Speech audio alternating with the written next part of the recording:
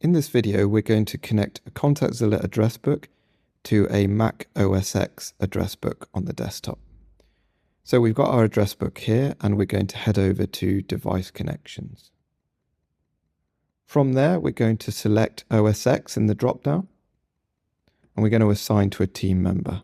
I'll assign to myself. We pick the access type. For the purposes of this, we're going to pick full read-write. But you can pick full read-only access or selective read-only according to your requirements. And we're going to just create one device connection. Here we have a username that we can copy, and if we want, we can reveal a password. Now you can use these to manually set up by adding an account, but what we're going to do is download a profile. So we go to the setup menu and download profile, and that's going to download a mobile config file. We go into our downloads directory and we can see that mobile config file where we're going to double click the file and it's going to say profile downloaded. We click OK, and at that point we now need to go to our Mac OSX settings. So we'll open that up and we can see on the left hand side it says profile downloaded.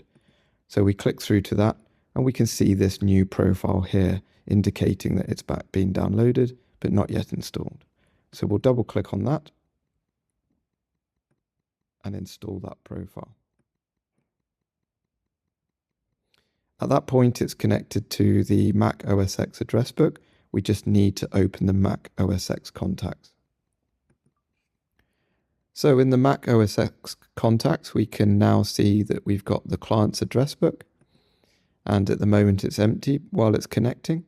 And sometimes with Mac OSX contacts, it makes sense to just close it down and then restart it. But it should, generally speaking, load pretty quickly. And here's the 3 contacts that we downloaded. And that's it. That's how simple it is to set up an OSX address book.